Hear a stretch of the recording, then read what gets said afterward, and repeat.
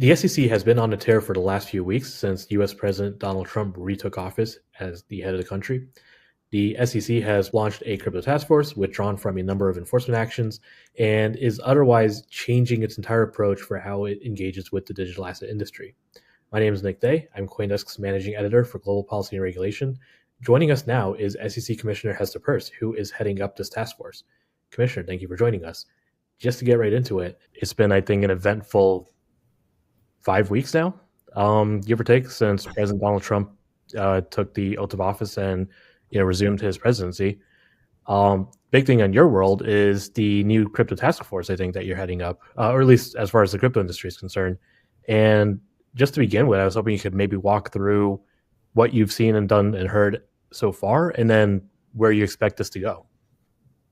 Yeah, let me start by giving you my standard disclaimer, which is that my views are my own views as a commissioner, not necessarily those of the SEC or my fellow commissioners.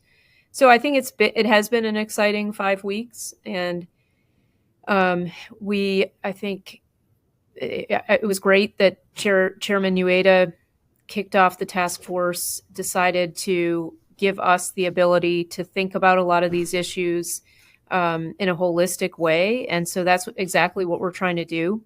I think we have been able to get a lot done already, which I'm happy about. It's a great team, a lot of really smart people who are working very hard. And so I think the goal is to try to think about what can we just carve out and say to people, this isn't in our jurisdiction. Congress, if you want to put it in our jurisdiction, that's fine, but it's not there. And then with the stuff that's in our jurisdiction, what can we do in the short term to provide some clarity or a path forward for people to so that they're not feeling that they can't do anything out of fear that it might be within our space. So let's provide some clear roads forward. Those might be temporary, just bridging the gap until there's legislation or regulation. And then trying to grapple with some of those longer term issues around tokenization of securities, around what does it look like for a broker dealer or a trading platform that's trying to have securities alongside non-securities. Some of those more difficult issues will take some time to grapple with. And we're trying to do all of this in a way that involves the public. We want people to be able to come in and talk to us. We want to get their suggestions for how to move forward and really get the best ideas and put those in place. So on that, you've put out, I think, 2 or 3 now, just kind of like lists of questions. Can you speak a bit to what you're hearing, what kind of feedback you might have gotten already? Yeah, I mean, we've talked to people, and some people have started to respond. I haven't been able to get through a lot of responses yet, but I think people are engaging seriously. And what we've asked, the big list of questions was about 50 questions. And what we've asked people is just respond to what, you can respond to everything if you want, but you definitely shouldn't feel you have to respond to everything. And so I think we're going to get some really thoughtful, very targeted responses. Some people had already, of course, not surprising, right? They'd already been thinking about how to move forward. So we've already gotten some comprehensive documents that, sort of suggest how to move forward in general. And some of those are, people have put those out publicly. They haven't prepared them specifically for us, but we're looking at those kinds of things too. And we're trying to figure out how do we, find the best ideas and the most workable ideas and move forward with those. So on the kind of the agency versus congressional front, are there any areas in particular that Congress, in your view, must address? Is it meme coins? Is it something else? Anything that, the SEC or even the SEC working with the CFTC can't on their own create a rule or guidance for? Well, I think they're looking at stablecoin legislation, which I think is an area that definitely Congress has a role to play. And Congress always has a role to play, right? But I think that the market structure bills and the bills that are trying to put some clarity around what should be in our jurisdiction, what might be in the CFTC's jurisdiction instead could be helpful. So a lot of what is exciting about this technology is it allows for decentralization, and I think that's what draws a lot of people to it. But as with most things, you see that people do sort of gravitate towards centralized entities. And so that would be something that I think we all need to pay attention to, because when you have centralized entities, you have the kinds of concerns that led people to want to decentralize. You have risk of loss, risk of bad conduct by that centralized party, risk that the centralized party will treat some customers differently than others, those kinds of things. And so if you have trading platforms or other centralized intermediaries that are interacting with things that are not securities, then there is not necessarily a regulatory framework for those entities. And so if that's the case, then Congress may decide that that's something that they want to come in and write a framework for. And it seems that they do, because that's the bills that are out there do that. So I expect that we'll see a lot more activity on that front this year in Congress. And kind of, following up on that, former CFTC Chair Timothy Masad said in congressional testimony, I want to say it was 2 or 3 days ago, that he does not think Congress should get into, market structure questions specifically. In your view, is that, do you agree with that? Well, I didn't see Chairman Massad's commentary. Was that at the Senate hearing? Yeah. That he was speaking? Yeah, I unfortunately haven't had a chance to watch that yet, so I didn't see his commentary. But again, I think that it's good to have a conversation around where we need legislation and what we can do with our existing rules. He was chairman of the CFTC, so he has a good sense of what authority they already have. But again, I don't know where his comments were coming from exactly. Totally. What's your, goal? Do you have maybe a specific timeline in mind or anything for when the SEC could, through the work of the task force, start issuing more concrete guidance? I saw the staff statement yesterday, but, anything kind of more, rulemaking or formal, I guess. Well, fast is my goal, but as I said in the first statement I put out, people need to be patient too, because we want to get this, we want to do this well also. So I think we'll just put stuff out piecemeal as it's ready to go out, which is why you saw the meme coin statement go out. And I should emphasize that the task force is a great group of people. We've got really smart people there, but we are working with people across the SEC. And so you'll see pieces coming out from different parts of the SEC. You saw yesterday that the Division of Corporation Finance put out that statement on meme coins. So switching tack just a little bit for a minute here. Obviously yesterday we also saw the SEC file jointly with Coinbase to withdraw the ongoing case, alleging I think it was a pure registrations violation claim. I know you probably can't speak to any specific case, but could you speak a little bit to kind of, the Division of Enforcement more broadly and, what we might expect, especially after last week? Yeah, I mean, I don't know that I can speak to what you might expect, except to say that, and I think yesterday's action really exemplifies this, we don't want to use our enforcement division to write regulatory policy. And so we're really trying to get back to using our enforcement division for its intended purpose and letting the regulatory divisions do the hard work of figuring out how to craft rules, guidance, interpretations, and then enforcement has a role after that, of course, to enforce the rules that are on the books. But this has just been an area where we've kind of gone about it backwards, and we're trying to right the ship here. So, in the kind of the same vein, obviously the SEC filed to pause some of the cases against, some of the companies that they've been litigating against. some of those cases I think included fraud or related allegations.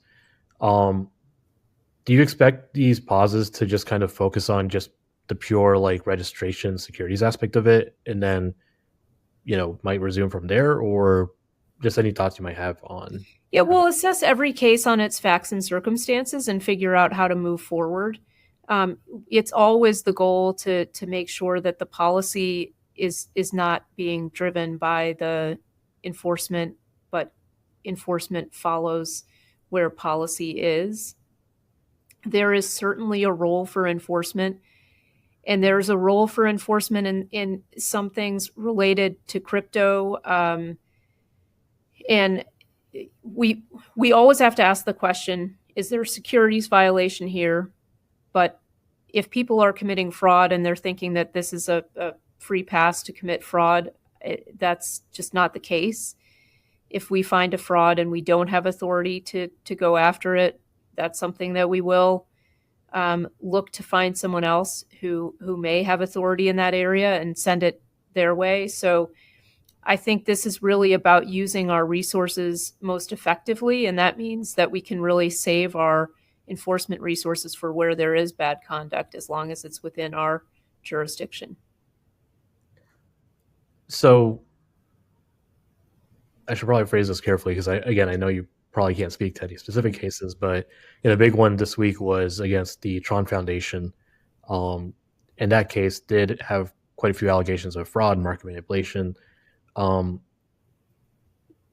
is it possible that that's something that you're saying maybe the DOJ or another body might have kind of that greater authority or the more relevant authority that you're speaking of? I can't speak about individual cases, and we really do have to look at each case on its facts and circumstances. And there are a lot of cases that we have to look at, and so that's what we're doing. Gotcha. Switching gears again. So Paul Atkins has been nominated to be the chair. Have you had a chance to speak with him about the last couple weeks?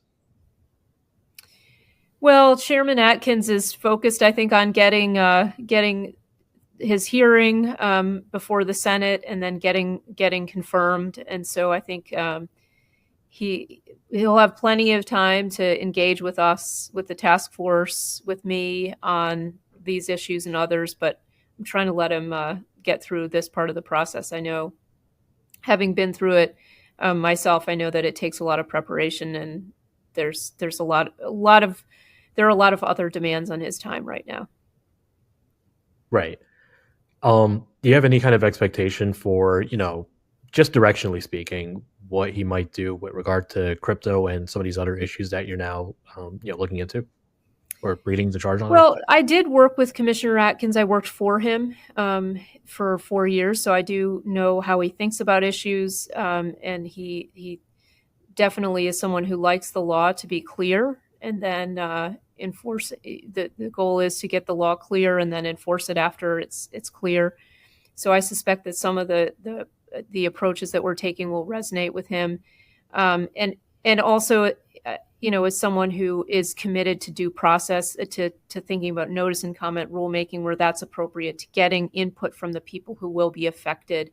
And so I think, again, some of the procedural decisions we've made about trying to get a lot of input from the outside, I suspect that's something that will resonate with him. And so then we'll see when it comes down to what the individual, what does a good disclosure regime look like in this space? Can we do something? Can we have some sort of safe harbor type framework? Those are things that we'll certainly talk with him about when he gets here. Gotcha. I want to come back to the safe harbor aspect in a bit, but just one more, question about Commissioner or Chairman Atkins. Before he was nominated, this was, I think, in February 2023, he gave an interview where he suggested that the Ripple case would be a good candidate to go up to the Supreme Court because he could give kind of, a follow-up on the Howey case. Just in your view, does that make sense? Is that something you would look forward to? Well, again, I'm not going to speak about any particular case. The Howey test has been around for a long time. It's a Supreme Court case.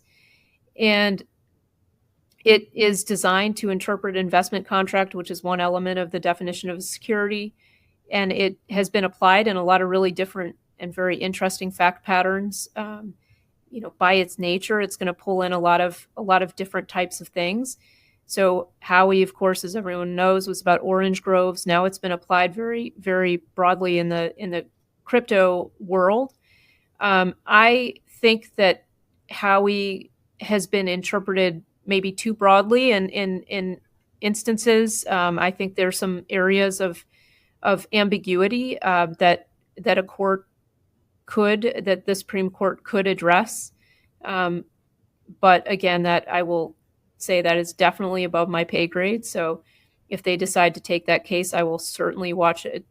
That case, meaning a case related to Howey, regardless of who the parties are.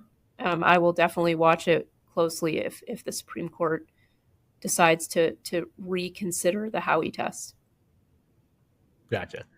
So on the safe harbor front, I forget when exactly was you first introduced the idea of a safe harbor for the industry. It's a long time ago. Yeah. Where are you now on that? I still think we should do some kind of safe harbor.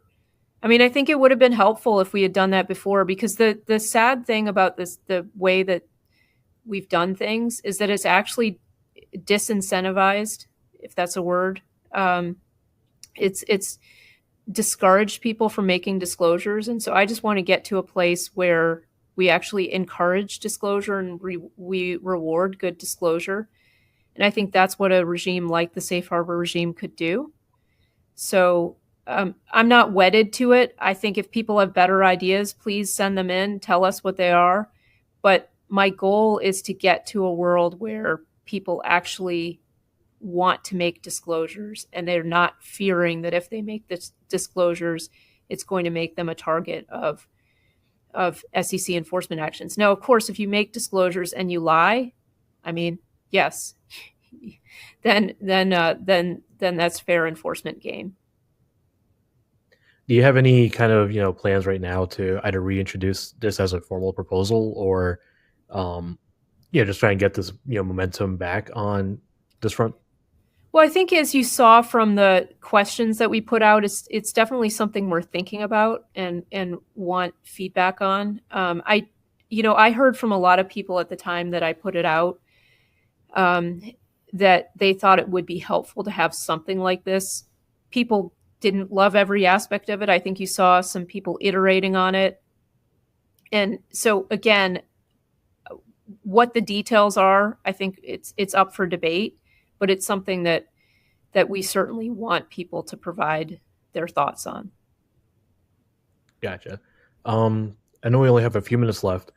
I want to get your reaction to something that was posted online recently.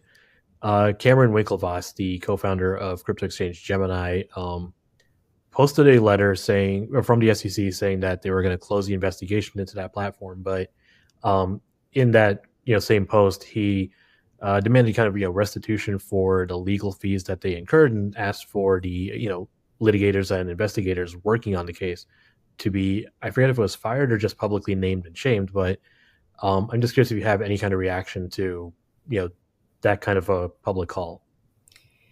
Well, for one thing, I certainly understand. I've been very frustrated about how we've approached crypto here at the SEC over the past several years, and it has real world consequences. And I get that, and it's frustrating for me sitting here. I know it's unbelievably more frustrating for people who are actually bearing the costs directly. And I've had conversations with some of those people, and it's very difficult. But I think one thing that's really important to underscore is that decisions about how to proceed, whether we're going to use our enforcement tool, whether we're going to use our rule writing tool, are made at the commission level. And so the buck does stop at the commission. When we make bad decisions, the blame lies on us. It doesn't lie on the staff who are directed to, they report to the chairman. They are supposed to follow the policy direction that they're getting from the commission. They're supposed to execute that as effectively as they can. And we have a very good, hardworking, dedicated staff at the commission, and they seek to try to carry out the directives that they're getting. And so I really think it's so important for people to understand that responsibility for decision making, when the decisions are bad, when the policy direction is wrong, the blame has to lie at the commission. And unfortunately, I think that over the past several years, we have taken an approach that has not helped the American public. It has not helped the industry to grow into being able to serve the American public as it hopes to. And it has frankly not served the staff of the commission either, because it has been asking enforcement lawyers to be playing a role in writing policy. And it has been saying to policy folks, people who write rules and do interpretations and provide guidance, it said to them, you can't do that because we're just going to let enforcement do that. And that has led to a lot of really bad consequences. And I'm hoping we can right that ship. Gotcha. Well, just to close out in the last few minutes, is there anything we haven't discussed that you think people, either in the crypto industry or just the general public looking at crypto, is there anything they should keep in mind or think about over the next couple of weeks and months? I mean, I just hope people will go to our crypto webpage on the SEC. It's on the SEC website. You'll see a link to the crypto webpage. Send us a message. Come meet with us. We'd love to talk to you. We'd love to hear from you. And so just stay tuned. Awesome. Thank you very much, Commissioner. Pleasure as always. Thank you so much for having me.